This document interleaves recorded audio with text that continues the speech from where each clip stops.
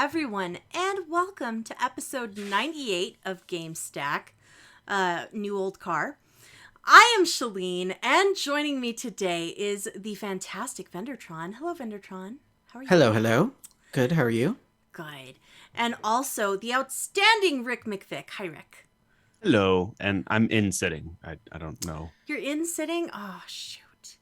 What does that I mean? knew I was going to mess that. I said he was outstanding. Oh. It was a really bad joke. And we're sorry. We apologize. I'm not sorry. Definitely not. How Hello. are you guys doing? I miss you. I'm doing all right. Yeah? Doing all right. Yeah. I'm tired. This was like the worst weekend. I know. It was awful. 6:30 in the afternoon. Yes. You ready to call it a night? I am. Like just before the stream started, I was in like my jammies and curlers in my hair and stuff. Well, I mean, you look great. Thank you. Thank you. Yeah, That's you very look great. kind. I like this necklace that you have. Oh, thank you. It's a Is tiny it- shotgun, actually. Oh, it's A the little shotgun tiny necklace. sawed-up shotgun. Yeah. I love the shotgun necklace, yes. Yeah, I'm a fan. So, indeed. How's your guys' week going? It's over. It's over? Yeah. It was I mean, it's been. I mean, it wasn't a bad week. It was kind of a nothing happened really week. Mm-hmm. Next week, though, that's gonna be a crazy week. Do you have some plans? I have some plans. Ooh. I have some cool stuff coming up that I'm excited about. So cutting That's records very and great. getting crate deliveries from California. You know, good stuff. Lovely. Yeah. Is it going to be like Fragile? Actually, yes. Yes, it is. So, Yeah. Mhm. yep. It's not a leg lamp, though. It's not a leg lamp. Unfortunate. It's not going to stop you from putting it in your front window, though. It wouldn't. It would not. Fender, how was your week?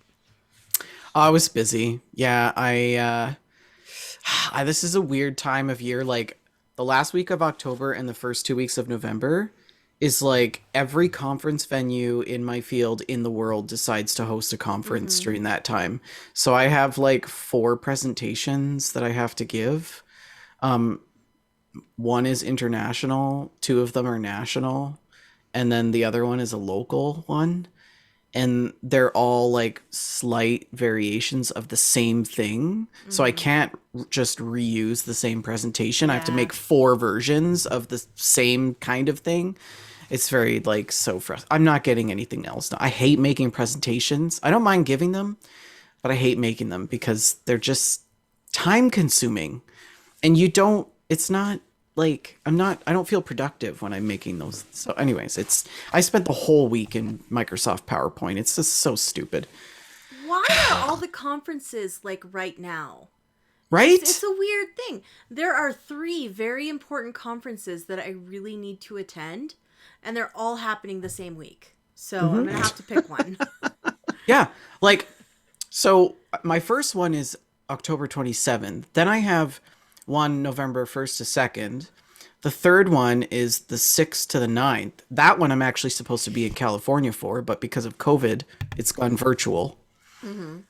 Which really sucks because I won an award to pay from all of my expenses Oh, and you can't even go. to go to Malibu, Pepperdine. You should ask for that in cash. You should. Yes. So, yeah, it's super frustrating. Yeah. Yeah. Anyways. So, I don't know where I was going with that. This is a podcast. Hello. We are sponsored by Oak and Crow Coffee. You can visit oakandcrow.com and pick up a bag of We Just Love Coffee. When you do this, $2 from your purchase will support the Children's Miracle Network. We don't make any profit off of the coffee. It all goes to Children's Miracle Network. So we do encourage you to check that out. It is a delicious coffee blend. And the proprietor of Oak and Crow is a lovely human. So definitely support that. And we do have a couple of other little things that we just wanted to mention. We, as We Just Love Games as a network is growing. So we have been in some talks with Setsua, who is someone you may remember. He's been on the show before on one of our earlier episodes. He's interested in putting together a Final Fantasy podcast. So he's currently interviewing some people to host. You can shoot Setsua a message on our Discord or on Twitter if you think you'd be a good fit for that. So definitely do that. Apparently, he's had like a massive influx of people interested in co-hosting. Which I have to say is pretty awesome. Yeah. Isn't that neat? Yeah. People I love really- that. People really just want to be on our network. I think they want to associate with the WGLG brand. Well, I mean, here's the thing, right? We're not a dictatorship. We don't tell people what they can and cannot make in terms of content. We just are here to support people, right? It's a community. It's community driven. So Yeah. Like we were mentioning earlier, I mentioned to the group, the two of us, I said our motto should be facilitate, not participate, because we're facilitators. We just yes. let everyone do their own thing, and as long as they don't come into our room, we're fine. Yeah. It's kind of a neat feeling that We Just Love Games is going to have a podcast that none of us are on. That's... Now, if we can just get 3 hosts for this show, we don't have to do anything. Then we can sit in the penthouse in hot tubs smoking cigars, looking down on all the peasant. No, just kidding. Yes. I see where you're going with this master plan. Mm-hmm. Yeah. Exactly. I'm on Now we board just- with it. Now we just got to make money from the show. Fantastic. Someday maybe. We'll see. Ever. Never.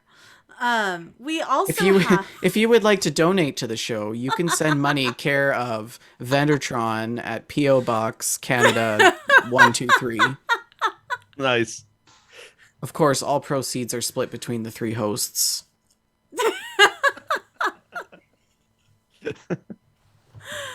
Oh my goodness. We don't issue receipts for tax purposes. Oh my goodness. $5 in an escrow that account, we money bounce. is absolutely laundered before it comes our way, okay? Never mind. We haven't even made it to the intro. Gracious, we have not. But yeah, we're pretty excited for Setsua to get this show up and rolling. So definitely shoot him a message if you think that that you would like to be a part of this adventure, and we hope that you'll check it out when it starts rolling. And speaking of things that we're not doing, Joshy Neurotic has started a new project on our Discord, and I'm very, very excited about it. I really wish that I could participate in this. He's doing a Pathfinder RPG session.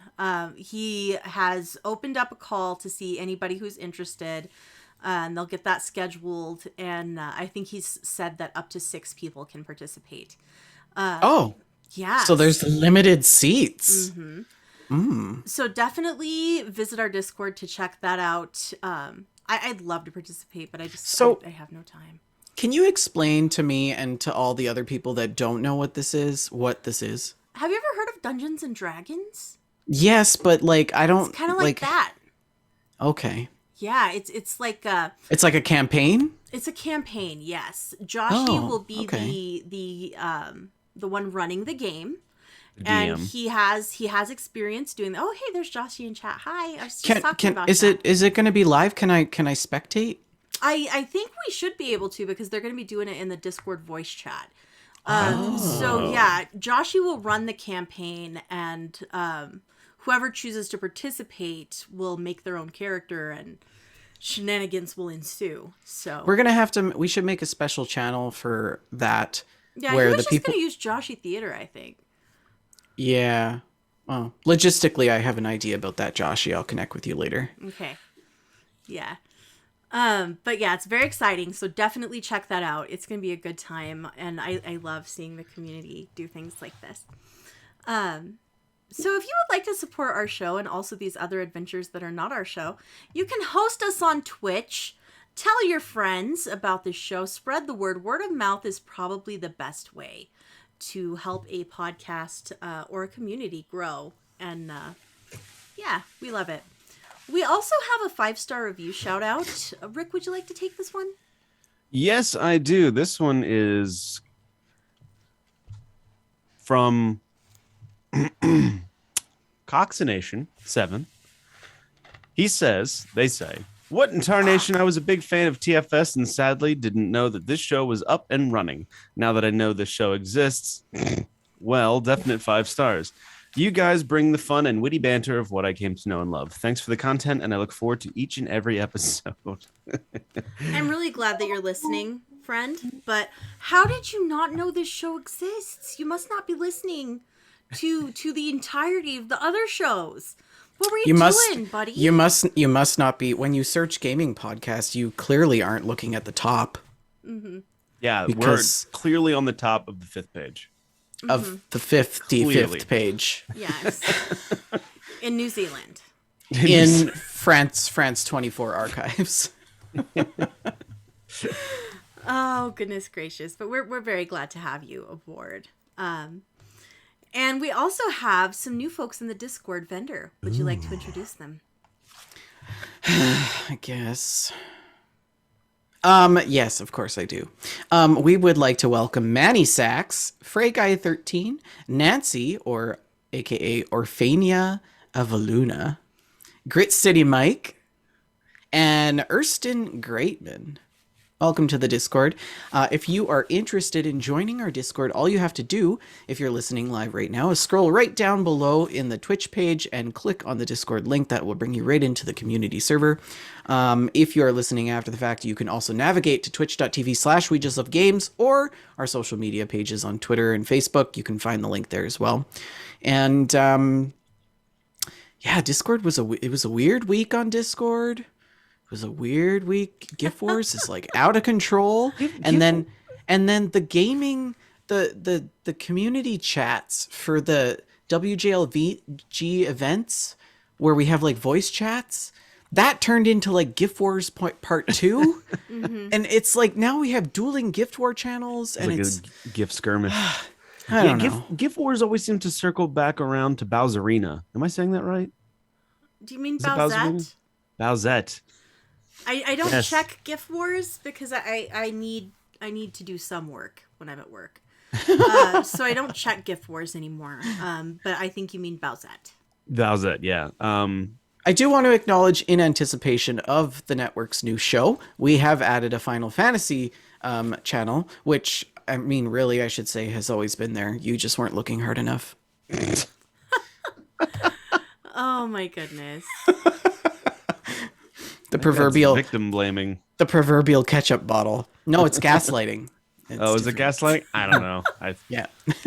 I'm not sure which term I'm supposed to use. Oh, gracious. You guys are nuts. You guys are totally nuts. But people seem to be enjoying chatting about Final Fantasy. So yeah, it's really busy. Yeah, this is really good. I've never really... I haven't played a ton of Final Fantasy. It's not really my thing. But the style...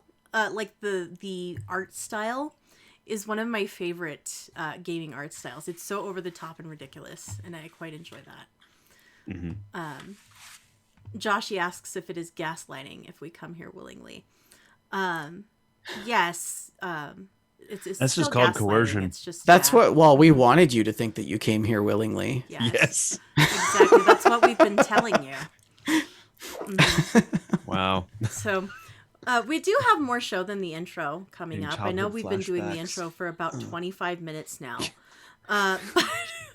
We've got to hold some sort of world record for the longest intro on a podcast ever.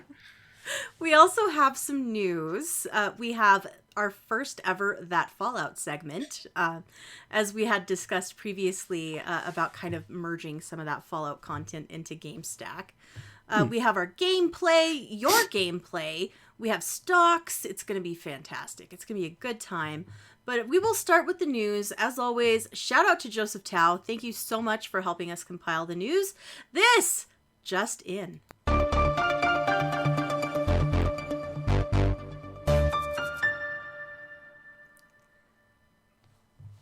Why don't you tell us about the new releases, Rick?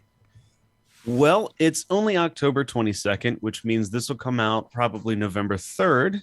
So that means some of these games will already be out when you listen. Hopefully not. I'm kidding.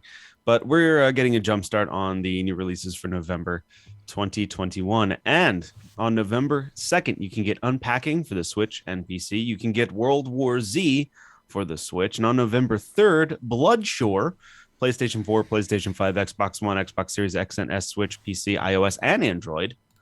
Just Dance 2022. Oh, good. Another one. That comes out on November 4th. PlayStation 5, Xbox One, Xbox Series X and X, Switch, and the Stadia, apparently. The Binding of Isaac, Receptance. Freudian slip.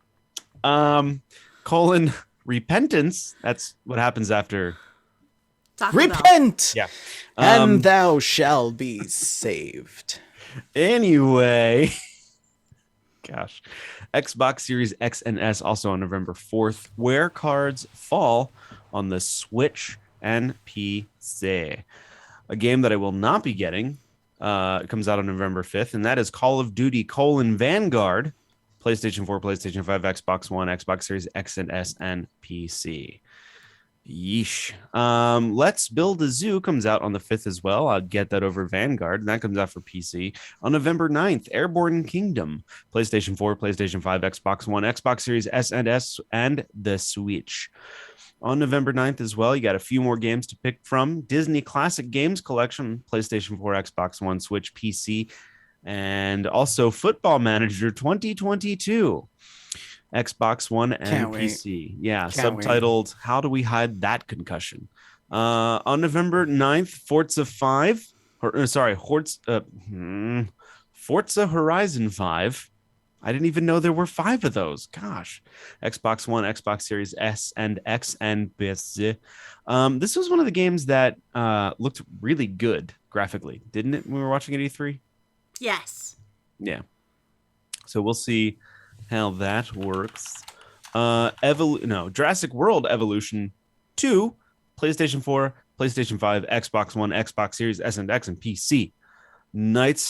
Star Wars: Knights of the Old Republic comes out on the Switch on November 11th.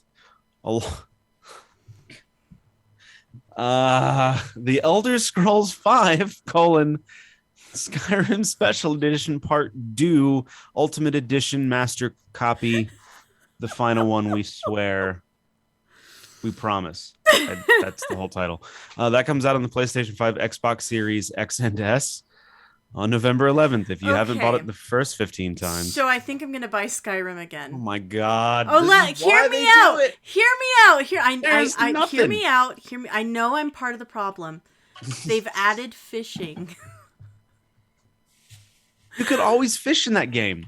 No. You jump in, you walk up to the salmon, and you say, take the salmon. It's not the same. It's proper fishing. And also we can build aquariums to display our fish in our home. And I want this. Shalene, have you ever been to Rio Rancho? I thought he was gonna say rehab. Yes, I've been to Rio Rancho. Oh, you've been to Rio Rancho? Yeah, it's near Albuquerque. It's like kind of attached to Albuquerque. Oh, great. So you've probably driven by then Turning Point Rehabilitation Center? Did you Google rehabilitation centers in New Mexico? Let's see. I think that might be the closest one for you. There is a detox in Santa Fe, but I think that Shadow Mountain might actually be more tranquil. Wow. Will they let me take my Switch? Actually, that would be a good thing because Skyrim Special Edition, what else was after that, does not come out on the Switch. But on November you know what? 11th. The other edition of Skyrim that I have is on my Switch. So, don't you have like 7 versions of it? Easily. I have bought this game a lot of times, and I wasn't going to buy it again. But fish. I do love some video game fishing. You do. We all do. The fishing in New World is fun. I do it.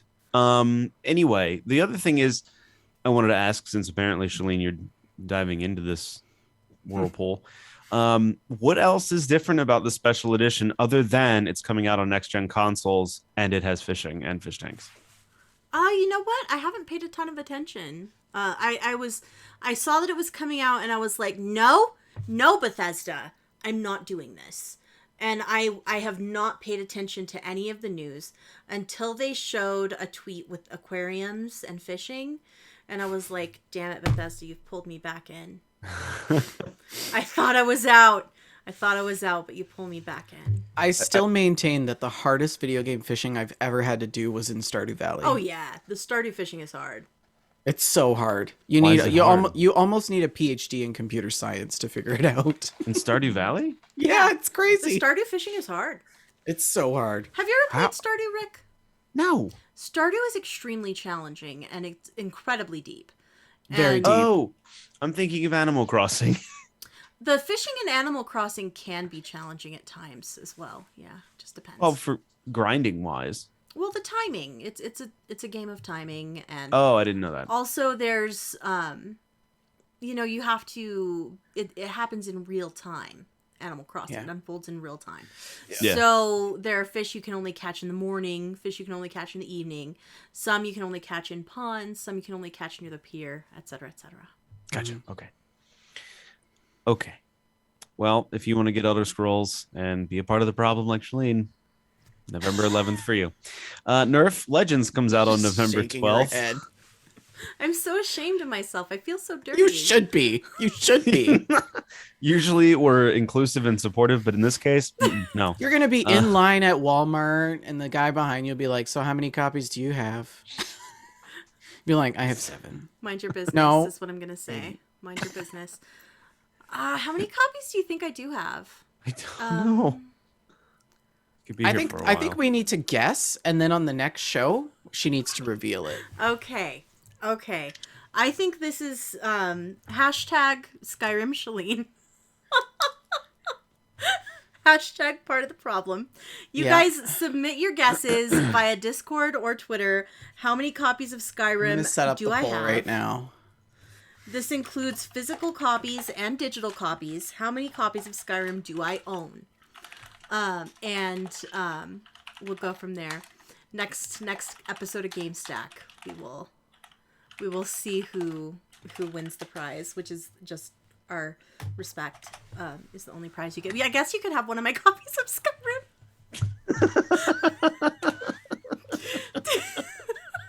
Special edition one. All right. So considering we're still in the 7. first news segment, I'm going to say 7. Okay. On November 12th, you get Nerf Legends, PlayStation 4, PlayStation 5, Xbox Series X and S, Switch, and PC. Shin Megami comes out that day as well. Oh, sorry, I didn't say the full title. Shin Megami Tensei V. Oh, ow, oh. What the heck? Shin Megami? Oh my gosh. Tints, eh? Oh my gosh. That comes out on the Switch on November 12th.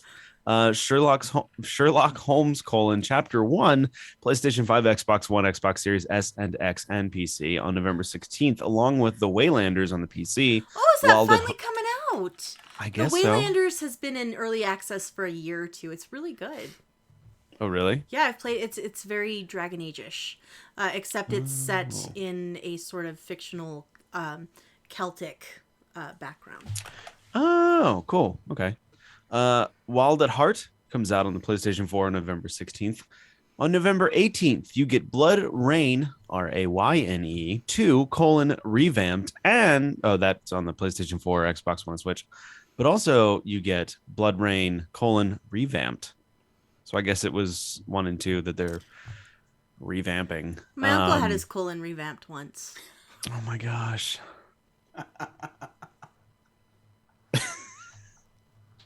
Like, that's the end of the joke. That's it.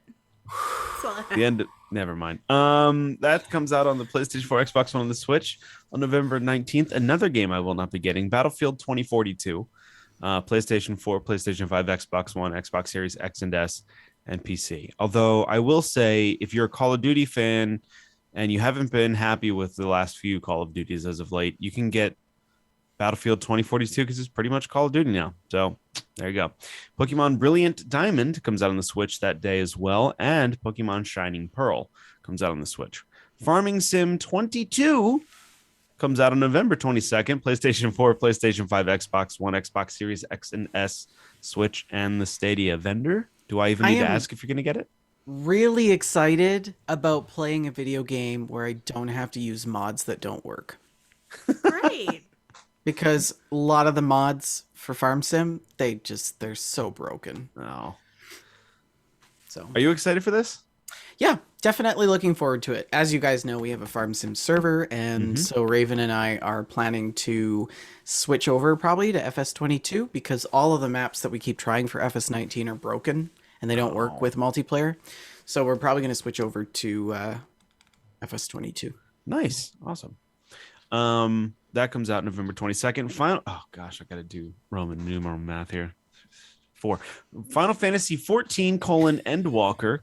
PlayStation 4, PlayStation 5, PC, and the Mac. That's an oddball there. Every now and then we get Mac. Yeah. Maybe they'll never be. No. Although this new M1 chip is out of this world. Is it on the space station? No. Then technically, it's still not out of this world. Final Fantasy 14 : Endwalker comes out for all those systems I mentioned earlier because I mistakenly went back to that one instead of Beyond a Steel Sky, which comes out for PlayStation 4, PlayStation 5, Xbox One, Xbox Series S and X, and Switch on November 30th. And Evil Genius 2 : World Domination, PlayStation 4, PlayStation 5, Xbox 360, Xbox Series S Wow. and X. That's unusual. You sure it's not Xbox One? Like, it would be unlike Joseph to make a mistake like that. that's a weird. We'll see. Like, let's be niche. Yes. So yeah, there you go. That's the new releases as of now. So here we go. I just want to pause and acknowledge SFB Media in the chat who says I haven't made it to a live show or a live chat, but I've been listening to you guys for years, and I love you guys. Thanks for all that you do. Aww. Thank you, SFB Media. We appreciate it. No, you're breathtaking. Yes, exactly. It's pretty much how we feel. But yeah, that it always like warms my heart when we get the people that say they've been listening for years and years. I think that's really neat. You know what else is neat? What? God of War from 2018. Oh yeah. Are we It getting was a one of my favorite special edition games with fishing? Ever. It was so good. It's absolutely a masterpiece of a game. It is a very awesome game. Yep. Even when you don't spec up any of your skills until you get to Helheim, still a really good game. I mean, you must have been awesome at that game, though. I was so good that's at hard it, Rick. mode. I was so good at. So by the time, so after I literally could not beat Helheim. Could not beat it. Right? Could not get off that stupid bridge, and I saw like a force ghost of Rick being like, "It's an RPG." So I thought about looking in the menus, and I went ahead and spent skill points. I hadn't spent any skill points up to that point. Not a single one. I had so many. I spent all those skill points and then just like devastated everything in there. And the rest of the game was so easy for me. Like, I don't think I took any damage the rest of the whole stupid game. He's spent the whole time playing Dark Souls. Yeah. Like when I heard everybody talking about like, oh yeah, Muspelheim is pretty tough. Nope, not for me. Not for me. That's cute. I blew through that. But anyways, the reason we're talking about it is that it's coming to PC. This game. Really? Yes, it's coming to PC in 2022, January 14th. So you're gonna buy another copy? Probably. Yes. It's I a wouldn't even be magnificent tempted game. for this. I kind of would like to stream it. I think that might be really fun. Yeah, that would be great. Yeah. So It is such a great game. isn't it We need good? we need to come up with like a catchy like soap opera-y title for those streams.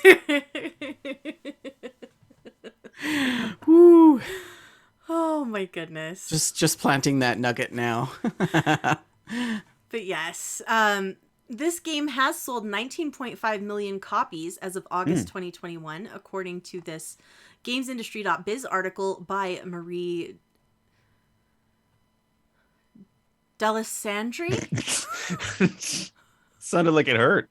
It did. It broke my brain a little. Thank you, Marie, for writing this article. Also,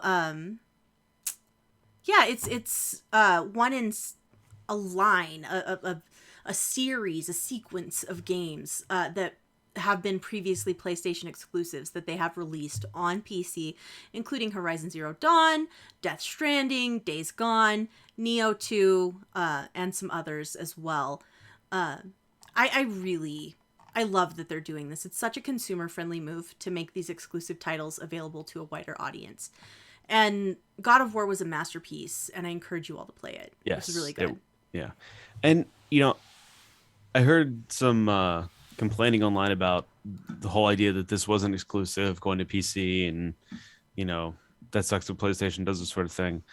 But, if you think about it, it's not going to Xbox. It's going to PC. And I would venture to guess that most people who game on PC have one or the other system. So they're still kind of battling out that console exclusivity. But, and also, it's been years. Yeah, if you haven't bought a PlayStation to play God of War at this point, you're not gonna. So. That's true. And it's worth getting. It's an amazing game. It's so good. And just for background, I have not played any of the prior God of War games. Don't know anything about them. Yeah, I haven't either. Loved this one. Yeah. So we're in the spooky season here. It's the end of October. It is spooky season. We've busted out our spooky background with the little witch napping on the consoles. We got a little spider web up in the corner. It's quite adorable if you don't watch the video version. This background, it's just very cute. And spooky season, and in particular Halloween, always makes me think of a couple of things in particular. One of those is spooky ghosts. I love a good ghost story. And also chocolate, the superior form of Halloween candy. And I was thinking about these things, as I often do, ghosts and candy, when I saw the news that Stardew Valley's creator has announced the Haunted Chocolatier, his next game. So, yeah, it looks very similar to Stardew Valley in many ways. And I think it may be part of, like, the Stardew Valley extended universe. And in the Haunted Chocolatier, you become the next chocolatier to take over a local chocolate factory and store, which are located inside a haunted castle. And it looks pretty great. Eric Barone, the creator, said this about his new game. Chocolate represents that which is delightful. The haunted castle represents the allure of the unknown. The ghosts represent the imprint of the past. All of these things are important. And I must say, that sounds so my thing right there. Just all of that is absolutely wonderful. It's an odd concept. A really odd concept. It looks very similar to Stardew in many ways. We've got the trailer kind of in the background here as I'm reading this article. And you collect ingredients and fight monsters and then go home and make chocolate and sell the chocolate. And your store is run by ghosts, which is that's pretty cool. Incredible. So the main loop of the game will involve gathering ingredients, making chocolate, and selling chocolate. And this game will have more fantastical elements than Stardew Valley did. He calls Stardew Valley a mostly grounded experience, which I think is kind of funny because there's a lot of things going on under the seedy underbelly of Stardew Valley. Mm-hmm. But this game is still in early development. It won't be available for a long time, but I am looking forward to it. I think this looks like a really, really fun time. So Stardew Valley wasn't just a farming sim thing? No. Oh. There was so much going on in Stardew Valley. Like, there's the farming, of course. You can farm. You also build relationships with the townspeople And of you can different get kinds. married. You can get married. You can break It's up crazy. relationship between some of the people in the town. You can. There's all kinds of stuff going on. There's fossils and artifacts that you can collect for the museum. There's a spooky mine. There is a wizard, and there are some very dark storylines. I think one of the things that makes the game really stand out, though, for a lot of people, is its humbleness. Mm-hmm. Like it's just so when you play it, you just feel so happy. There's a lot of bright colors. The music is very soft and light and fluffy and stuff. So it's just it's a joy to play. Yeah. Absolutely. You know what would be great though? If I could forcibly eject you from my game when I'm playing a game. Oh, if I don't want you around and I could just forcibly eject you, that would be fantastic. So like if I'm playing with someone, like not a skilled gamer, but like a pleb from the internet or something, like and we're playing a game for like an hour or something, and they're like, oh, right click, you can aim. I can like kick them from the game. I'm about to kick you from the podcast, Rick. About to kick you from the podcast. Okay. Okay. But this really weird segue is into another GamesIndustry.biz article by Marie Delisandri. The U.S. Patent and Trademark Office has approved a Sony patent which would give live stream viewers the ability to remove a player from a game. And I can't really get my head around this. This is so bizarre to me. It's like a weird anti-stream sniping thing. Yes. I feel like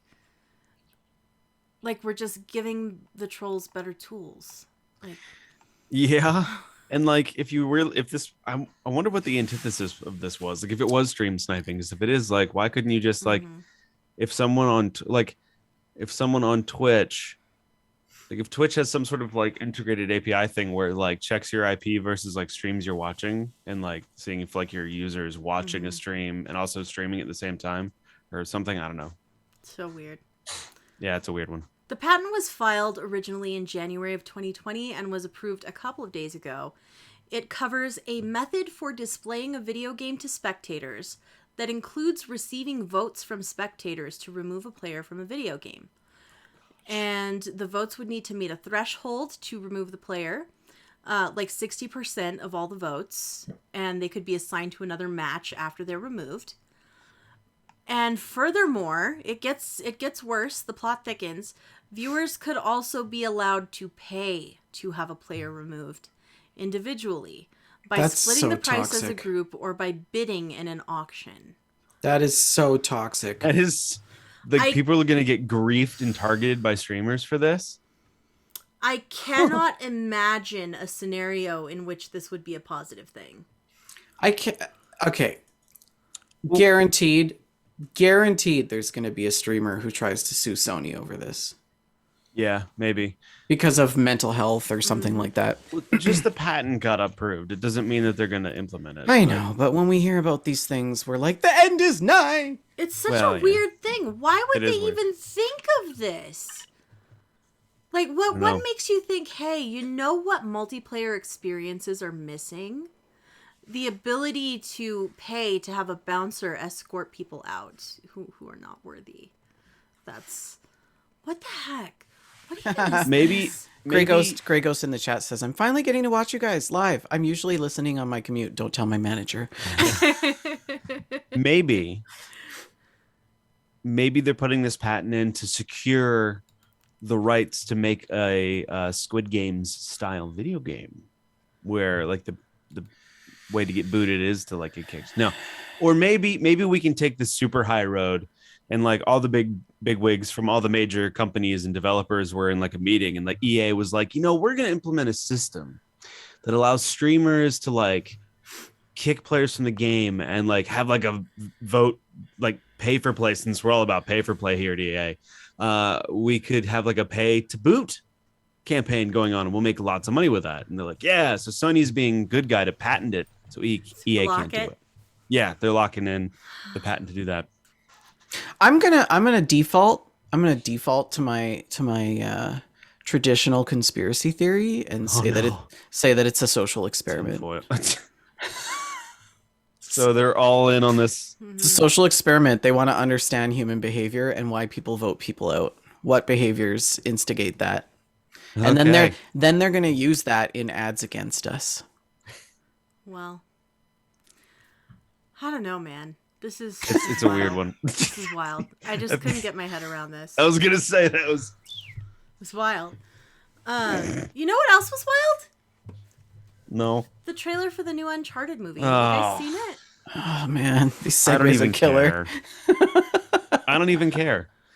They don't have Nathan Fillion and Bruce Campbell. I'm not interested. Yeah, they've cast Tom Holland, I believe is his name, as Nate, which seems like odd casting to me. Feels a little funny. Mark Wahlberg is Sully, which also feels a little funny, but Frank, we gotta get out of here. The movie itself looks okay. I'm not sure that I'll enjoy it as an Uncharted thing, but as an action movie, I think it looks great. Should we play it on the show or sure? Or no? Yeah. You guys want to play it? Isn't this supposed to be a prequel? Because I've heard that a little bit in defense of the casting. It is like young Drake. So that kind of makes sense with the casting, but I just remember that fan video that they did with Nathan Fillion. Yeah, like right there. So right there it is. Yeah. So do you want to watch it? You gonna watch Yeah. it? Okay. Let's see if we can watch it. Okay. It's not as tidy as when the guys do this. There are places out there you can't find on any map. They're Ad. gone. Thank you. They're just lost.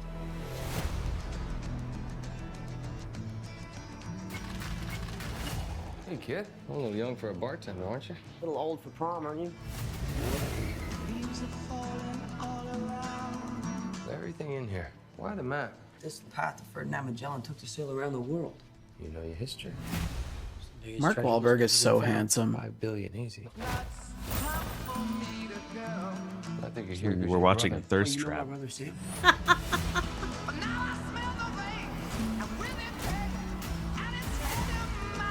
If we find that gold, we find him too. Who the hell is this? I'm a friend of Sully's. Sully doesn't have any friends. I should know him. One of them. You are a collector. Well, I dabble.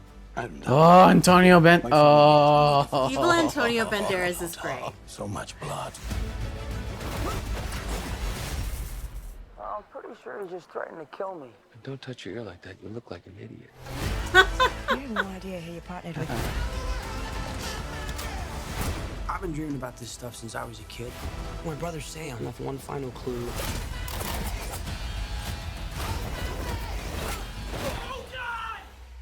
So yeah, of course, Uncharted 3 had a really similar airplane scene.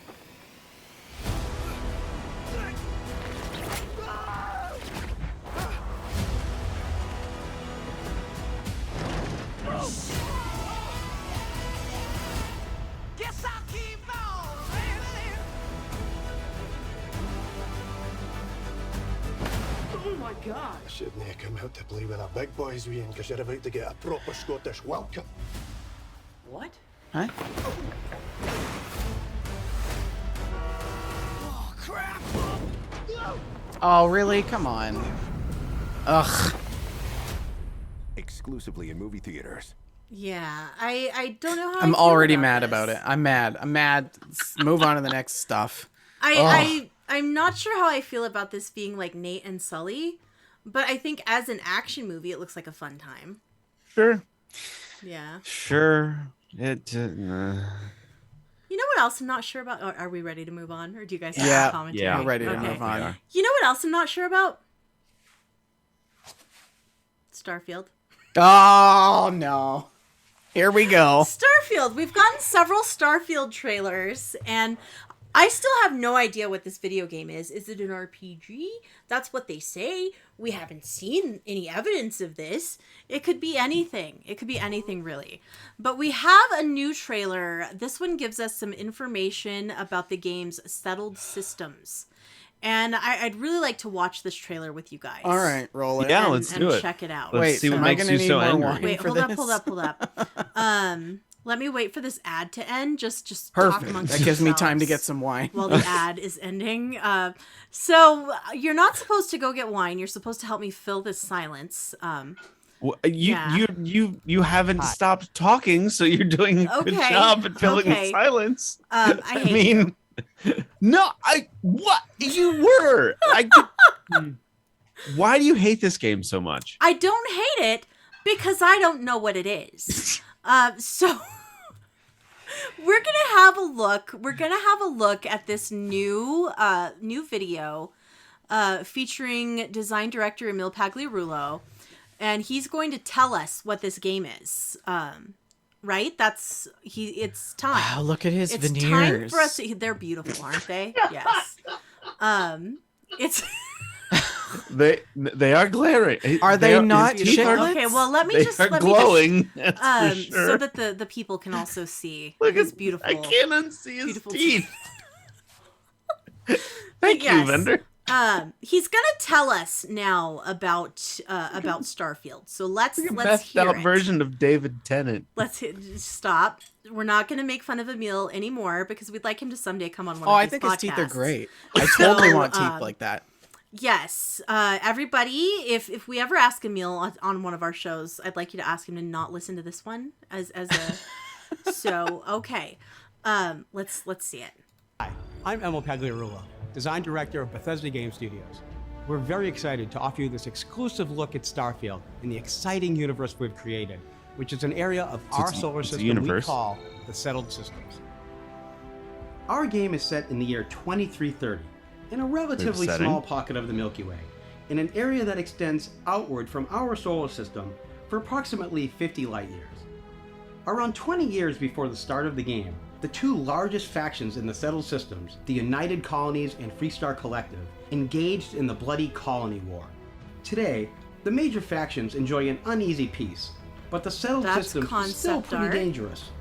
There are plenty of human threats out there, We have like plot ecliptic or mercenaries, backstory. pirates of the Crimson Fleet, violent spacers, We have factions. or even the fanatical religious zealots of House Varun. The organization known as Constellation is committed to uncovering the mysteries of the galaxy, and as one of its newest members, you'll explore the deepest reaches of the Settled Systems, and you'll find yourself at home in the Starfield.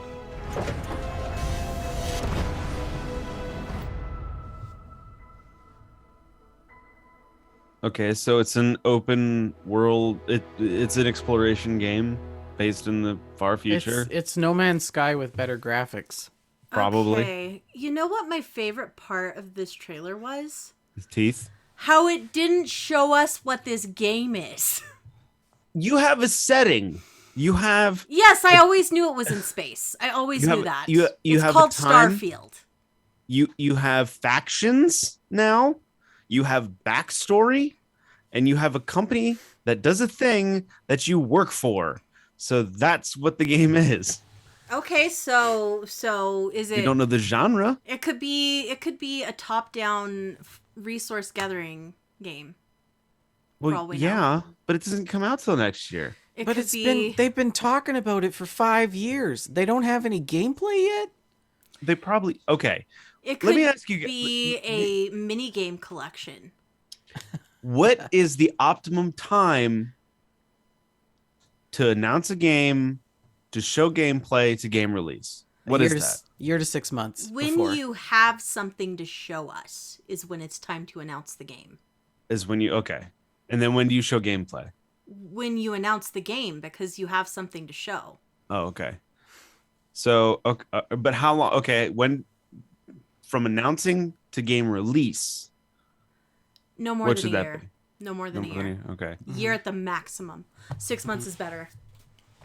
So, because I mean, there's a lot of companies that show gameplay forever So Bethesda's basically doing the opposite version of Ubisoft. Wait, what is happening right now? Rick is defending Bethesda, and Shalene is harping on them. I am livid right now. What is happening? You guys. The world has flipped around. Why? Why are they wasting our time and their time? And they're building hype. That's what they're doing. Just hype for what? But here's the thing. I think Shalene's like upsetness is just a little unwarranted. When Fallout 76 was announced, they didn't show any gameplay. It was a live footage. And everyone didn't was have fine to with that. all they had to do was show us Fallout 4. They didn't show any live footage, and that was the biggest mistake they ever made. If they had shown us what the game was actually going to be, their launch could have been an entirely different thing. But nobody was upset. You weren't upset about that. You were hyped. No. But this one... But then I was upset later when I found out the game wasn't Later. what I wanted it to be. Later, you weren't upset at the trailer. This trailer upsets you. Yes. Because this trailer upsets me because I lived through the Fallout 76 launch. Okay. See, there's the root of it. I am no longer satisfied with cinematics and concept art. Show me the gameplay. Yeah. Isn't that a quote from a movie? Show me the gameplay. No, that's Cocktails. Show me the money. Tom Cruise. Oh, I know. I was making a joke. But That wasn't Cocktails. That was Jerry Jerry Maguire. Maguire. Yeah. Jerry Maguire. Jerry Maguire. Still Tom Cruise though. Still Tom Cruise. Never mind. I'm so mad. I don't know why I'm it's just an angry thing. I'm tired of getting updates on games that are like not updates. Yeah. We have no idea agree. what Starfield Like, is still. Like, here's the thing. If I went into a committee meeting for my PhD and I like told them that I was doing a good job and that everything was going fine, And they would be this- like, "No, what do you have?" You would say, Right. well, this is the concept art for my PhD. For my dissertation. Here be is like, a I don't- drawing of me presenting my Yes. dissertation. Yes, here's a presentation of what the presentation will look like. They would be like, "We want you to master out. We just want you to just..." Do appetizers have anything to do with the main meal? Appetizers are separate, though. Does it have anything to do with the main meal? Appetizers are for It's a separate thing. suckers. You don't even These need an trailers appetizer. are just appetizers for the main meal. Yeah, but I'm Well, bloated. I have eaten the appetizer, and I found it repulsive. They were old oysters. Yes. Oh, And now That I got on I Craigslist. have no taste for the video game. I cannot bear to even taste this video game because the appetizer has so Okay. disgusted me. okay. So, Look, all right, fine. I feel like Bethesda might be setting themselves up for their next big franchise. do you remember when Death Stranding was being advertised? And I didn't believe that it was actually even a game until they released it. I didn't really believe it was even a game until I had my hands on it and played some. That's where I am with Starfield. I'm not sure it even exists. I think they're just like, hey, you guys, the internet sure hates Fallout 76. We got to do something. Shalene, Where's Elder Scrolls 6? Oh, we're not going to have that for a decade. Okay. Space. The kids like space, right? The kids like space. you might be onto something, because Fallout 76 was kind of I don't know. It was unpopular, It was a bit of a financial dud for the company. Some people love Fallout 76. It's had some success. I'm one of those people who loves the game. I do. But it was very lampooned on the internet. It was not a good reception. But you might be right, though, in the sense that really what they're trying to do is just please their stakeholders on a quarterly basis. Mm-hmm. Look. Shalene, your theory is all wrong because Fallout 76 came out in 2018, and the trademark for Starfield was made in 2000 and I just had it here, 13. What? The trailer for Starfield came out 2013? No, it the was trademark. the trademark. So this game is almost 10 years in development and we still don't have gameplay? No, well, technically, it did not start development. Then they just trademarked the name and the concept for it. Tom Howard has been working on the concept since 1994. Tom Howard? Not Tom. Todd Howard? Yeah, that guy. I think I'm going to vomit. I was like, Tom Why? Howard. Is that Todd's brother? Why are you going to vomit? Because this is ridiculous. We've lingered. Well, I'm disgusted. yeah. All right. Well, I can certainly take stock in Shalene's anger about this situation. Yes, we definitely can. I mean,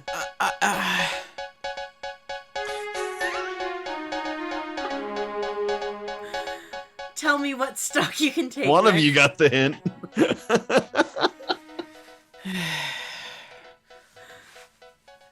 Rick, stock. I never do the Sony closed at $112.97 today, up 70 cents. Microsoft at $309.16, down $1.60. Nintendo closed at $54.86, up 17 cents. Take-Two at $180.75, down $1.31. Activision $79.27, up 57 cents. Ubisoft down 2 cents, closing at $47.70. EA closing at $141.07, up 44 cents, and Tencent at $8.49, up 17 cents. Also, I have a little stock story. Ooh. Yeah, this is from kiss951.com. Where did you find these? What do Canadians have for internet? Well, I mean, I purposely picked this website for this reason. I really hope you did. No, this article from Alexis Zuricki, written at the end of September, talked about the video game stock price change in the last 12 months for video game stocks. And I just wanted to share a couple of them that aren't listed in our daily show or our weekly show. So Avid Technology had a price jump of, or a percent change in stock of 254%. 45%. The9 Limited, 202%. Super League Gaming, stock change 134.6%. Esports Entertainment Group, 127%. Corsair Gaming and other hardware developers like NVIDIA seen increases and change in their stock of up to 100%. Turtle Beach, 67%. Microsoft increased 48%. As well as other things like Capcom increased 30%, EA 17%. Amazon actually increased 10% in terms of their gaming That's New World endeavors. The odd thing is that Zynga, which is one of the world's most popular mobile game companies, their stock only increased 6% in the last year. So anyways, just thought I would share that. Thank you, kiss951.com. Fantastic. And thank you so much, Bender, for sharing that. I really appreciate it. So now we have for you our new segment of Gamestack, that Fallout segment. I love the little Lone Star song. So we're going to take you inside the vaults. We've got the Fallout 76 Inside the Vault update, and we have some big things going on. So I wanted to be sure and discuss this with you guys. What are you laughing at, Rick? Both me and Vendor are bobbing our heads in the same manner to the song. It's so good. It's so good. So it is the week of the bombs drop celebration. Tomorrow is the day. October 23rd is the day that the Great War started and ended. And of course, this is an event to be commemorated. So we've got a lot of things going on. First off, we have a Twitch Prime Survival Bundle that is available.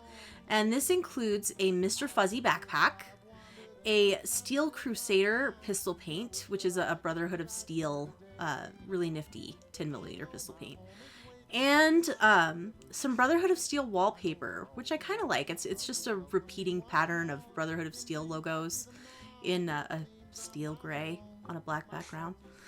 And if you have Twitch Prime, you just link your account, your Bethesda account, and there you go. You have your stuff. And there is an additional bundle that will be releasing in the future as well. I don't know when. And they've got a free play week going on from right now until October 25th. Anybody can play the game for free on whatever platform they so choose. And the game is also on sale. So if you enjoy it during free play week, you can pick it up for about $10 right now, which is a pretty good deal. If you haven't tried Fallout 76, I do recommend it for $10. I mean, even if you're not really into the multiplayer thing, there's enough good story in there to be well worth $10. And there is a script surplus going on right now, and a Mermerg sale in the Purveyor, which is great. 50% off of legendary weapons at Mermerg's. And of course, Daily Ops Double Mutation Weekend. And that brings us to the bigger event that's happening right now. So, as you guys know, Mischief Night is no more. It was too hard on the servers. No more Mischief Night. But we do have Spooky Scorched now, which is a seasonal holiday variant of the Scorched. They show up wearing holiday costumes and making a spooky noise, and they have these little Halloween treat bags in their pockets. And the treat bags can have some different things in them. They usually have a legendary weapon on them as well. And they have some mystery candy. And these guys are spawning a lot more frequently than the Mole Miner Treasure Hunters, and also more frequently than the Holiday Scorched as well. So that's been pretty fun. Yeah, that's cool. I've really enjoyed that. And anywhere outside that Scorched spawn, you can find them, including events like the Queen Fights and stuff like that event at Morgantown Airport where you shoot off the flare and the Scorched come flying in. Stuff like that. And these mystery candies that you can get from the Scorched, they're also available for purchase at vendors.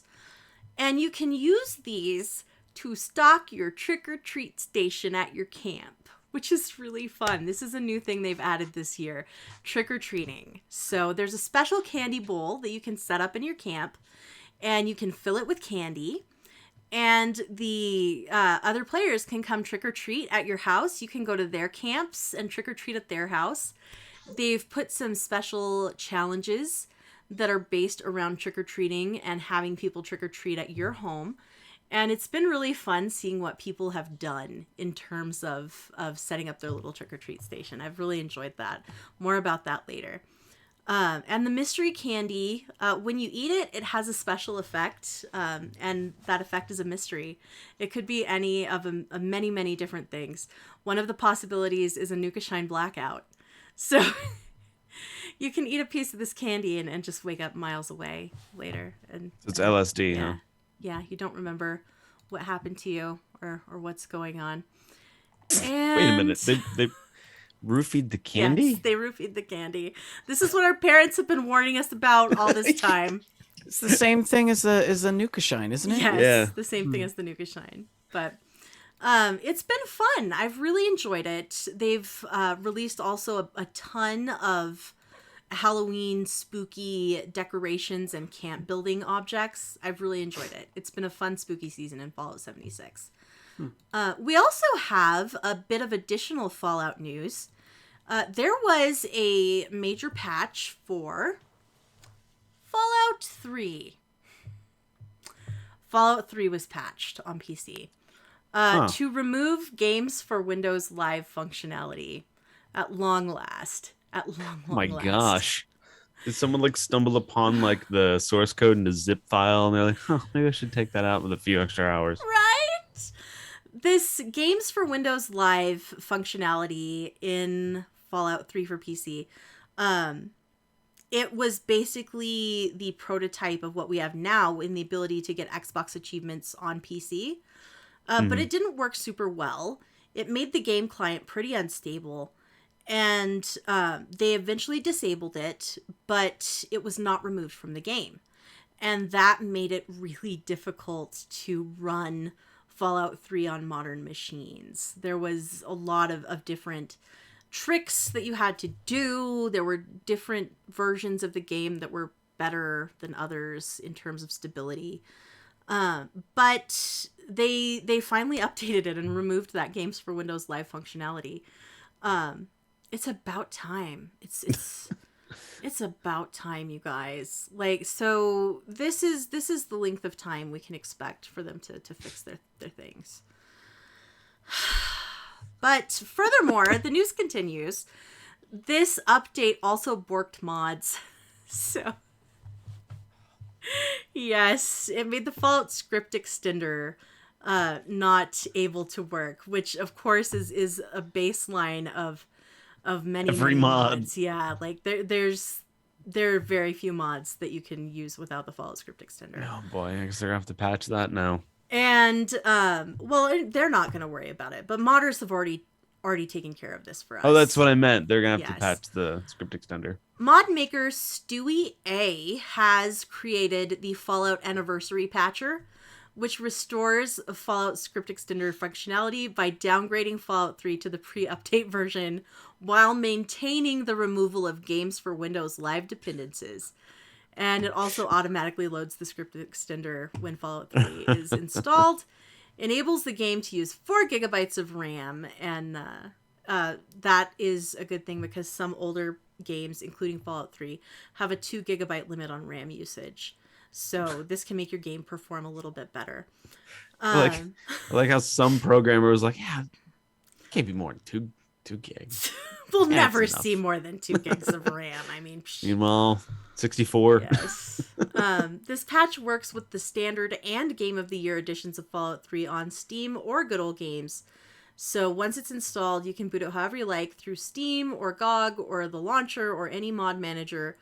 But if you want the script extender to autoload, you will need to do it with the Fallout 3.exe directly. So you'll probably want to just create a shortcut to that. And yeah, the patcher does not include any copyrighted files, so you will need a legitimate copy of Fallout 3 to use it. We do recommend getting a legitimate copy of Fallout 3. It's a very good video game. And yeah, that's that. But I'm really surprised to be reporting on Fallout 3 after all this time. Yeah. Anyway. And thank you for joining us for that follow segment. Now we're going to move on to the gameplay. We don't have a bumper for this, do we? It's not a bumper that I don't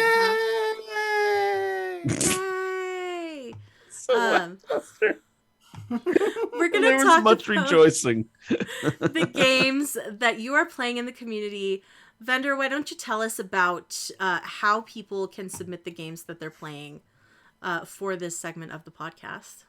Yeah, so we have a channel in the Discord called Screenshots and Stories, and people have been adding their screenshots and or stories, or both, about the games that they are playing, and we've been shouting them out and sharing them on the show. So this evening we have quite a few to share. The first one comes from Fire and Gasoline, and they say, been playing the new-ish Paper Mario, the Origami King, and came across this cute Easter egg. And so Mario finds this Space Warrior mask and puts it on and says, and then the little bomb dude says, looked like he's firing beams from his hands. That's pretty cool, but not exactly Big M style. And then in the next bubble it says, it'd probably look perfect on some other kind of M though. Which of course is a fantastic Metroid reference. It's Samus's helmet. So Yes. And then Vodka Knockers shared a picture with us and said, getting into the spooky season, my buddy and I have been hunting some Zeds on State of Decay with our finest slasher outfits on courtesy of the latest bounty pack. Nice. And they've got some spooky, it's very dimly lit, but it looks like they have some sort of like... Yeah, they're in a blood zone, so it's darker. Yeah. That looks too scary for me. it does look pretty scary. It's really not. It's really not. We have a It's a fun different game. standard, Rick, of what is scary than you do. Scary for us is like scary pumpkins in Animal Crossing. Mm-hmm. Yeah. Well, if you saw it, it wouldn't be that scary. But yeah, it's Bless you. Okay, Oh, that one- Sullivan that hurt. Sevens Racing says, Stretch Armstrong, who knew? And this is That's a some Fallout spaghetting. 3 screenshot, I believe. It looks like Fallout 3. This is an extremely classic sort of Bethesda glitch that's happening with this NPC that is just a noodle. He looks like pulled taffy. It's amazing. It's incredible. Vendor, you want to take the next one? I'm muted. Frankel's Koninina. Frankel's Koninina. Sure. Says FB memory, I think Facebook memory. From 2016, guess the game and why I was building structures out of fridges and bins. If I recall correctly, I got the fridge out of an apartment down the block. I don't even know what that game is. Well, it's plainly a Deus Ex game. Yes, it is Deus Ex Mankind Divided. And then they said, in 2016, weren't we doing a game club for this game? I think we were. We were doing a game club for this game in 2016, and then we abandoned it. It sounds about right. So I want to know, Frankles, were you playing this as part of our game club? I that's really cool. If so, I hope you enjoyed the game. It was very cool. They also said, and eventually they unlocked some achievements. The first one is Foxiest of the Hounds, triggering 0 alarms during an entire playthrough. And then the second one is, I never asked for this. You completed Deus Ex Mankind Divided on the highest possible difficulty. Hats off. That's awesome. I need to go back to that game. It was really good. Now, is the highest possible difficulty to play the game without any hats? Or are they just saying hats off, like, good job? Well, if it's the former, I'm never doing that. I'll tell you that right now. Shaleen's, I reject this reality. Shalene's version of extreme hardcore mode is to play without any hats. This next one comes from Vexinator. Says, took a bit, but I got a samurai class up to level 70 in Final Fantasy, blah, blah, blah, and got this neat set of gear. Do you like my hat, Shaleen? It's an excellent hat, Vexinator. Excellent hat. And that's it for screenshots and stories. Lovely. Nice. Thanks everybody who shared. That was really fun. Now we're going to roll on into the games that we're playing. And Rick, would you like to kick it off? Yeah, definitely. So I've been only playing New World. Still enjoying the game. They finally put in server transfers, so I jumped over to my wife and I's server where our friend is as well, and now Archon is on that server. So I'm over there, and that's a much more populated server, and it sucks because I had stored all of my inventory in the settlement that was controlled by my faction. So like there's tax incentives, and you can fast travel to it cheaper and stuff, and you can transfer between settlements that are owned by your faction. You can transfer your inventory around. So when I transferred servers, those settlements were not captured by the syndicate anymore. There were other ones. So like now my taxes, every time I craft something or cook or do anything, I have to pay a little bit of gold to the company that owns the town. Ouch. And if it's an enemy faction, I'm basically paying them money that they can then use to declare war on my stuff. So it's like, so all my inventory is now in the hands of, I think, the Marauders. But I've been doing a lot of questing to try to level up and level up my weapons that I use, the rapier and the musket, to get some more perks and stuff. And there's a lot of mining involved. It's a lot of mining, and it's weird because I always say I don't like grinding in games, like games that feel too grindy. I'm not into, where this kind of itches a bit of an old school RuneScape vibe, which was all grindy, and I kind of like it. I've been really trying to figure out why I've been so enthralled with this game, and I really can't put my finger on it. I think maybe the politics mixed with a bit of like the Fable combat, and just the way the game is pretty. I found this tree today called the Azoth tree, and Azoth is this like glowing blue substance. And I found myself in this grotto, and it looks very much like a Oh, the underground cave in Skyrim. Why can't I think of it? I can't remember it either. Yeah, I guess Blackreach. that means I need to play another playthrough of Skyrim. You do. Blackreach, I think is what it is. And so I found like a grotto that looks very similar to Blackreach with like the glowy plants and like the really pretty colored stuff. And I found this thing called the Azoth tree, and it's this giant glowy blue tree in this cavernous opening, and it's just, and I found it at night, so everything was dark and this big tree was just glowing in blue. And so it's a very pretty game. I was in a corrupted zone, which is like dark and hazy and red, and I was mining some silkweed. And as I started to mine it, the camera kind of moved up, like shooting up from the ground past me and the silkweed. And I was silhouetted by this red, hazy full moon. It just looked very Halloweenish and very cool. And so the game is really pretty, but I still can't really figure out why I really like that game. But the server that I'm in is much more populated. There's a lot more wars and invasions happening all at once. And so I haven't found a company in that server just yet, but it's been a lot of fun kind of leveling up and going through the story. So that's all I've been playing. What about you, Vendor? I've been playing a couple games here and there. As you guys, actually, I have more of a Gears story. So you guys have had to deal with my crappy audio and things for the last few weeks. It's because I've been rebuilding my streaming setup.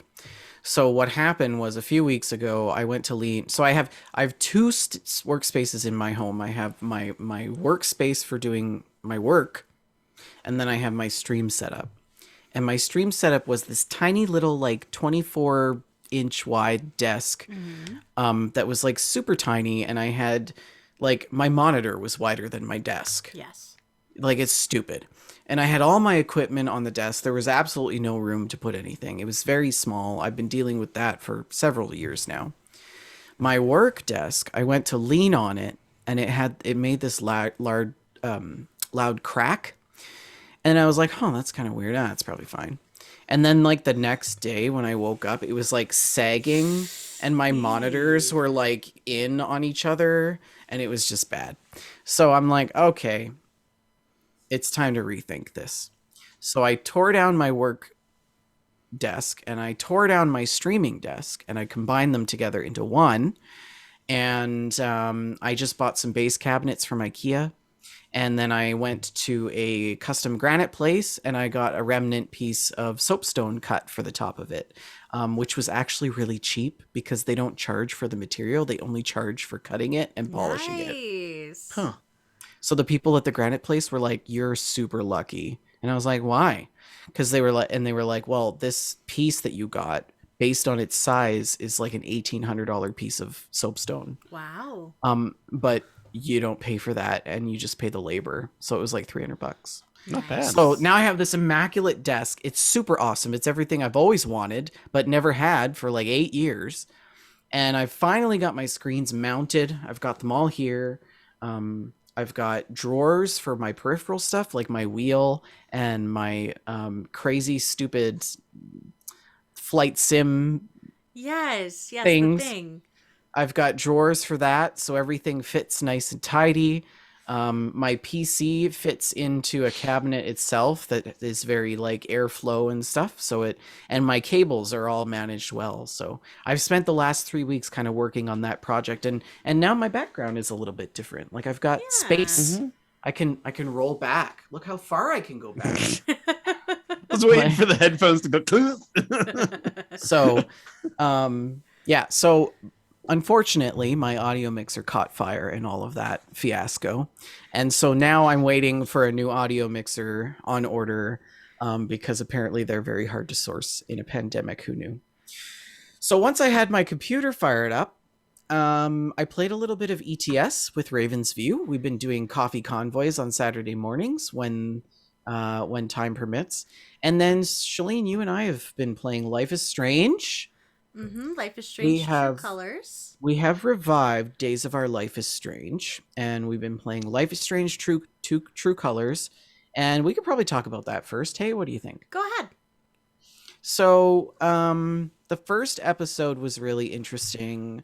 You start off as this this girl or this woman her name is Alex, and Alex gets out of foster care, and she moves to a small town situated in the mountains called Haven with her brother Gabe, and her estranged brother Gabe, I should say. They haven't seen each other since they were little. Mm-hmm. And so part of it is meeting her brother again, but then also sort of like becoming part of the town and getting to know people. There's a lot in that first episode. Yes. Like a lot in that first episode. So there's this little boy who Gabe's sort of like the quasi stepdad of. He's dating this girl who has a son. And so he sort of is stepping into that role as a father figure. And the little boy decides that he's going to go play up in the mines in the mountains. And we had a choice. Alex's superpower is empathy. So she has the ability to sense what people are feeling and to be able to harness that energy for reasons, good or bad, whatever. Reasons. And so she learned that this boy was lying. And so she ended up telling Gabe. And so what happened was that Alex and Gabe and then the park ranger, the dreamy park ranger, so Ryan, dreamy. He's so handsome. They go up into the mountains to look for this stupid kid that decided that he was going to play in the mines. Okay, and they are we find going him. full spoilers here? Oh yeah, we're 'Cause going full spoilers. We do need to warn the people if we're going full spoilers. So if you, It's been out for like 6 months. I think we're okay. It's been out since September. But Oh. regardless, if you're going to throw a spoiler like this, you need to warn the people. So we're going to spoil episode 1 of Life is Strange True Colors. And episode 2. So And episode 2. So anyways, so Alex has to use her superpowers to coax this kid off this ledge across this shady log that is somehow a makeshift bridge for them. And a promise from the mining company for them to go look for Ethan was that they would not do any blasting that evening. And while they were saving Ethan, the mining company started blasting. They And just so started these- blasting. They just started blasting. So these rocks started falling down the mountain. The ranger had to what happened? I don't remember Gabe how it was happened. hit by a massive rock. And we were tied to Gabe. Gabe was our Right. anchor as we were climbing across. And Gabe was hit by a very large rock and knocked off the cliff's edge. And of course he's bigger and weightier than Alex, and that was pulling Alex and Ethan off the cliff. Ryan grabbed the two, and there were more rocks coming down in a terrible, terrible avalanche of rock that was destined to kill them all. And Ryan had to make the choice to cut the line to Gabe, and he pulled then Alex and Ethan into an outcropping where they would be safe from the falling rock. So, and that was his best friend. Yeah, that was like, and that was how they ended the first episode. Mm-hmm. And you know, in hindsight, Shalene, I'm thinking, I'm really glad that we didn't have to make that choice. Me too. I mean, I know that we did in some sort of indirect way, but if they had thrown that at us, like in that moment, yeah, like cut the rope or don't cut the rope. that would have been bad. Mm-hmm. So, and then we thought about it after. It's like, if we didn't tattle on Ethan, it would have been Ethan. Mm-hmm. Right? Because the mining company would have blasted anyways. Because we wouldn't have told them. Mm-hmm. So the second episode goes into this whole thing about mourning, and it's like super tear jerky. Everybody's fighting with each other about how Gabe died and whose fault it was, and then we learn more about some of the town folk, and it's a little bit intense, to say the least. I don't know, Shalene, if you want to talk about the flower shop lady. Now, the flower shop lady had some issues with early onset dementia, and it was portrayed in a way that really got to me. Of course, you guys know that's a soft spot for me. Mm-hmm. And it was rough. I'm not going to lie. That was rough. We had to take an intermission after we finished that section. It was portrayed from the perspective of somebody going through dementia. So the world was very distorted. You know, numbers and letters on signs were not what they appeared to be. They were sort of jumbled a little bit and stuff like that. And so we had part of the quest that we were doing in that storyline was to help this shop owner navigate what she was trying to do that she couldn't remember what she was doing. And so Her it was really fear and sort of, uncertainty was really portrayed in a way that felt very visceral. Yeah, so there was that part, and then we also got to experience, and we sort of figured out that the guy that Gabe got in a fight with in the first episode, which we didn't tell you about, they were fighting over a girl. The guy thought that Gabe was taking his girl, which he wasn't, but it's neither here nor there. We found out that the guy who was the one that made the call to do the blasting was the one that was in the fight with Gabe in the first episode. And he feels super responsible for that, but he didn't actually know that they were up there. So it turned into this big thing, like everybody was blaming him. And he accepted the call and told the mining company there are people up there, and they blasted anyway. That's what it was. Yeah. Yeah. So he feels responsible for that. And so part of Alex's powers was that she had to like talk him out of that. And then also, I think the episode sort of ended with Ryan. Yes. We were having a moment with Ryan. Yeah, we got high with Ryan in the woods, and we experienced love. Yes. Not like we experienced the emotion of love. Not love. Not love. Oh. It was just the feeling of affection. Just like it began when he was talking about a really good memory with Gabe. Just that warm feeling when you just remember something, a really good memory with somebody you care about. Yeah, it was really good. Yeah. So, such a good game. This Saturday, we're probably going to do the third episode or the third chapter. So join us. And of course, the other two are available on our Twitch archive, and they're going to go up on YouTube as soon as I have time to put them there. So. And then we played It Takes Two. And this chapter was probably one of the best chapters in the whole game. Why don't you tell them about it, Shalene? Oh my gosh, it was so good. So first off, we had to do math homework. And we were really bad at it. Yes. It was like second grade math homework. And we were failing and being crushed by textbooks, which is what it feels like when you fail at school. It was so fun. We were doing Little Rose's homework, of course, and of course we're gonna kind of spoil It Takes Two as well. This one has been out for a while, so. But as you recall, we play as a married couple that is on the brink of divorce, and they have been transformed into their daughter's little dolls. And they're trying to find a way to get back into their bodies to take care of their daughter. So we were doing her math homework, and then there was like a little match memory game with little match cards. That was really fun. And what was the other homework thing? There was another homework thing. Match cards, the math homework, and then it was abacus. It was like a what's that called? Connect the dots. It was Connect the Dots, and it was so bad. It was so bad. So Shalene had to move. She had the controls to move up and down. We were both on a pencil, like holding onto the pencil. And of course the pencil is huge, right? And Shalene could only move up and down, and I had the controls to move right and left. So we had to like trace out this. And of course it was a round shape that we're trying. So...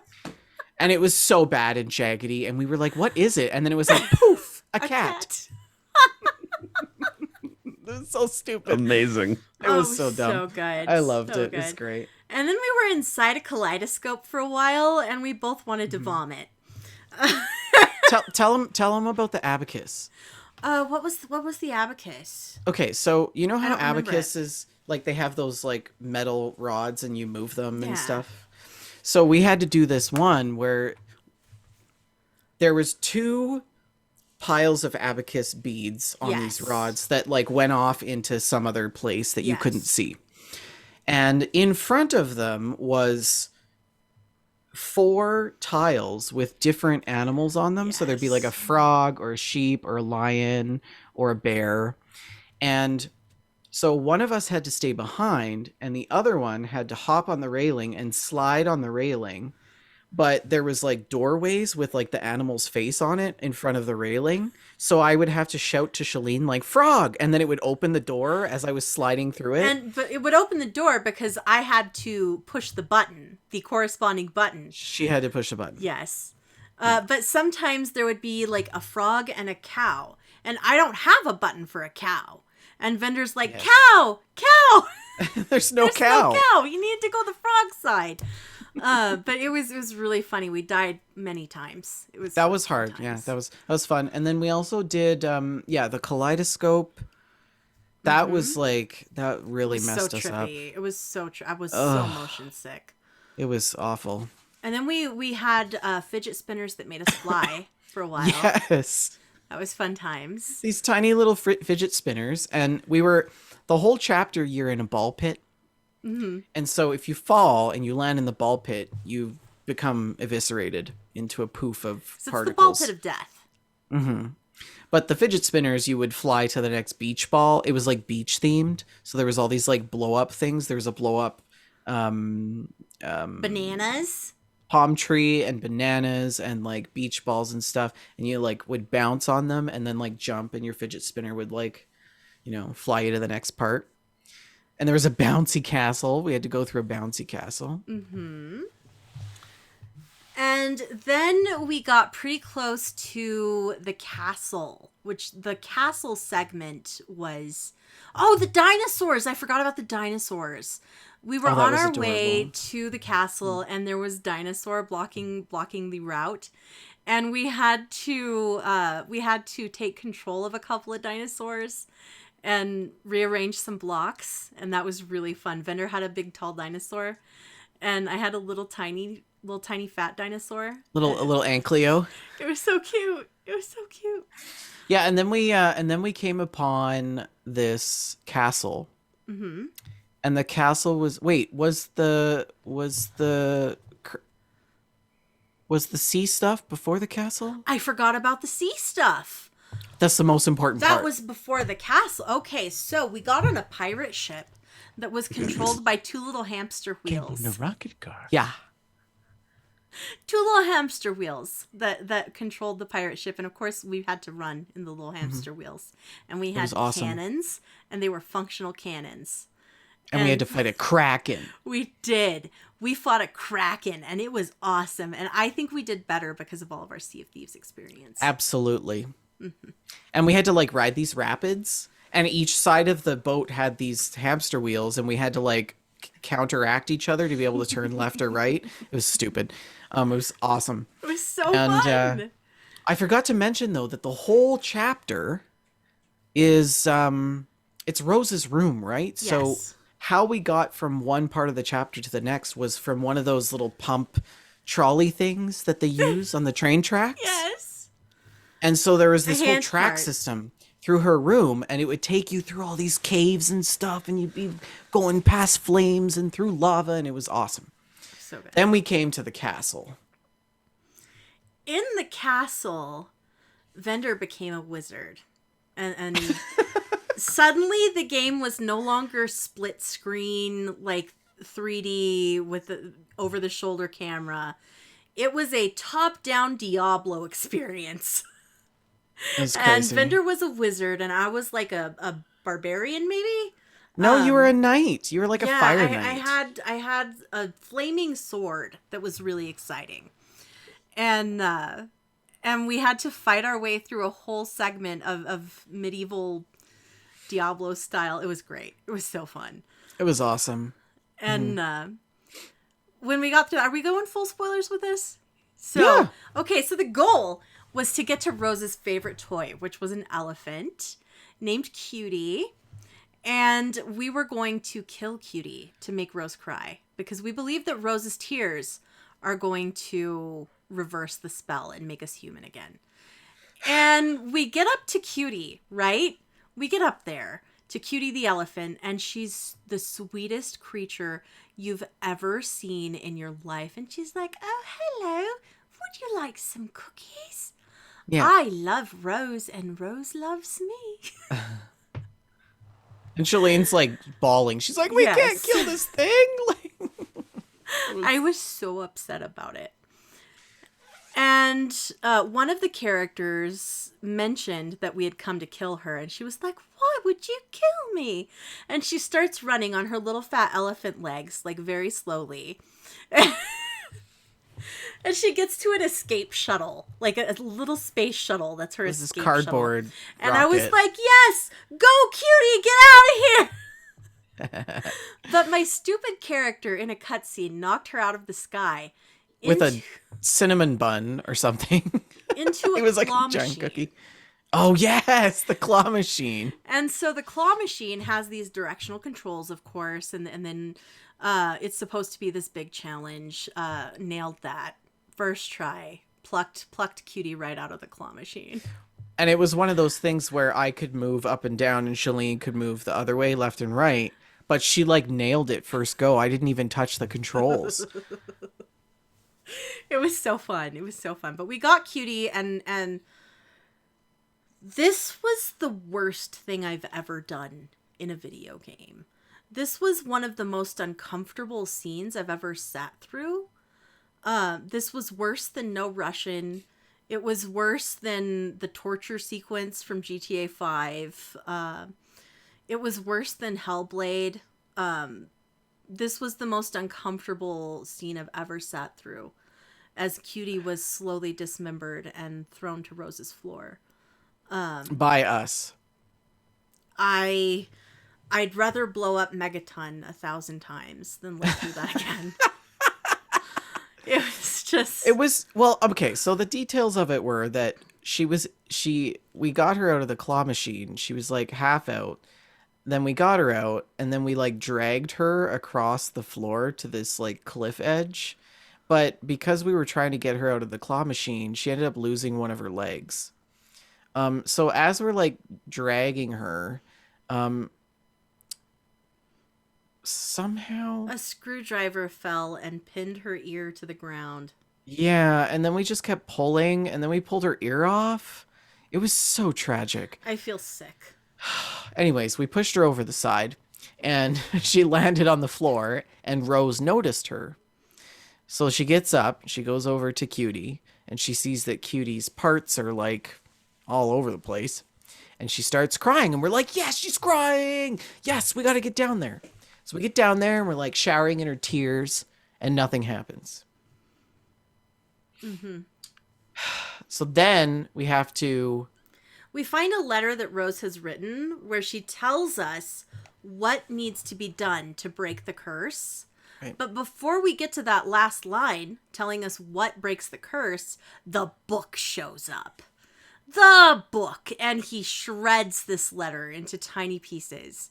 Mm-hmm. And says that we will only get these pieces back as we go through couples counseling with him. Couples therapy, which locked us onto a love seat with wedding bands that were like huge, like belt buckles or like seat belts. Like in a roller coaster. That's accurate. The wedding. Oh, it was so good. It was so good. And then we had to do the main boss fight. What was the main boss fight? The main boss fight was that beastly dog thing.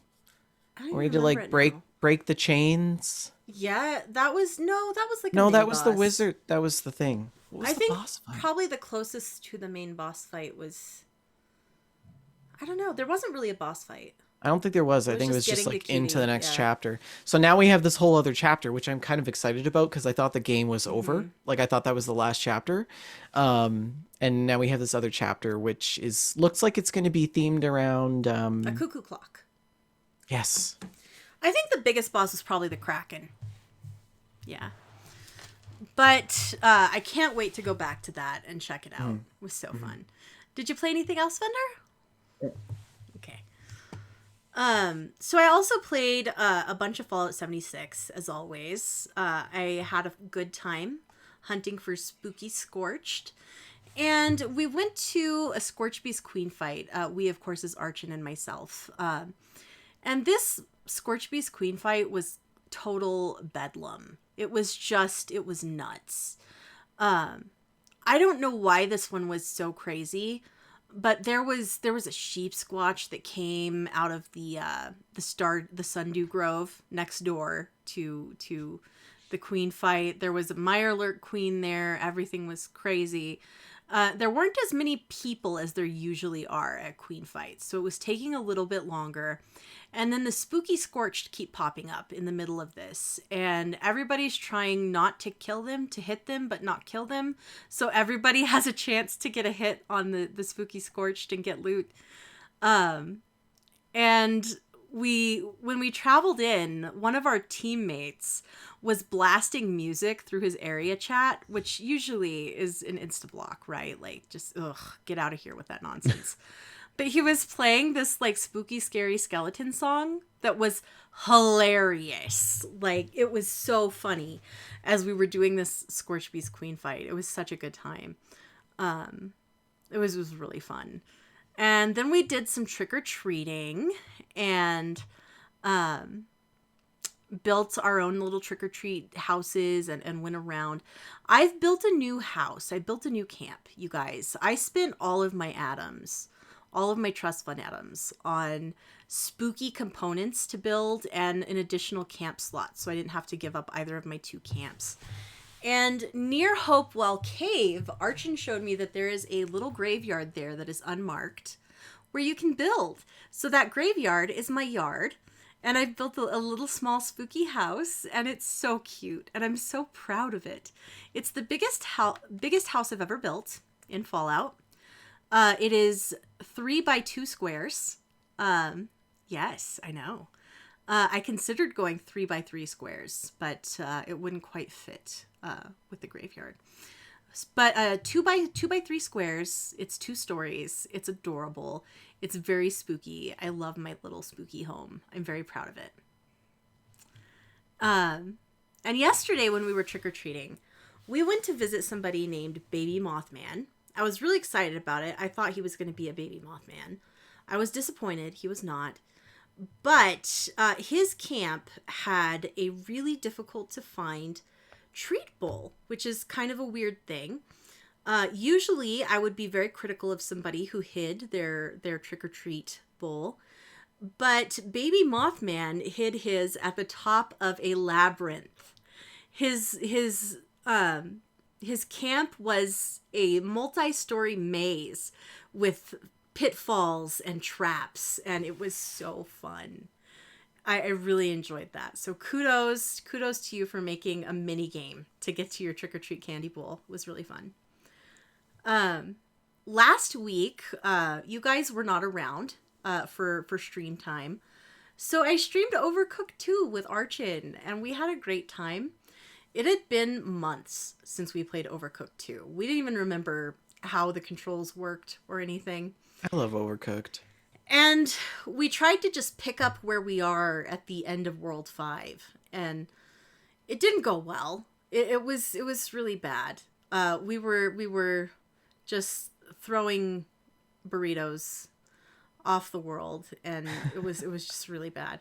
But it was so much fun. It was bad in like my favorite way ever. It was such a disaster, utter chaos, and we had so much fun. It's such a good game.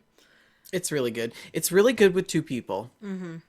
Yeah. It's challenging with 3. It's chaos with 4. Mm-hmm. But 2 people is like if you want to 5-star all the levels. Mm-hmm. Yeah. Also, I picked up Metroid Dread, which I've been looking forward to. I've only put a few hours into it. I have not gotten super far, but I love it so far.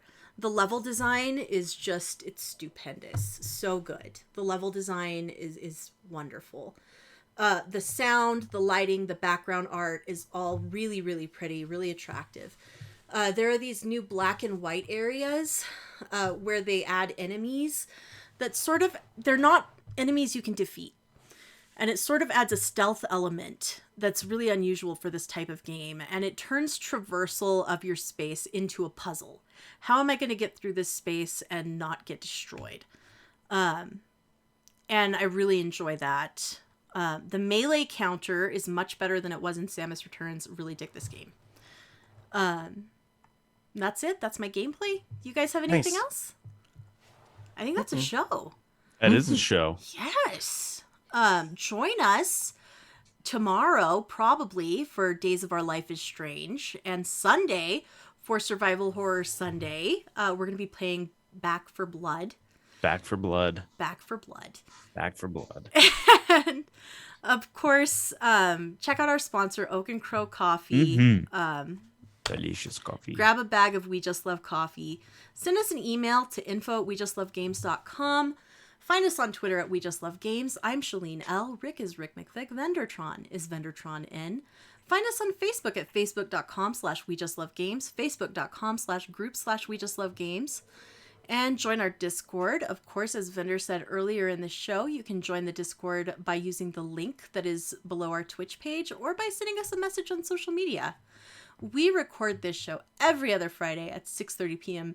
Mountain Time, 8:30 p.m. Eastern Time on twitch.tv/WeJustLoveGames. Definitely follow our Twitch channel for shenanigans like Days of Our Life is Strange and Back for Blood. We're on YouTube, iTunes, Stitcher, Spotify, etc., etc. Like, subscribe, review on your platform of choice. And thank you for listening. Does anyone have a last word? Somebody, please. Say wow.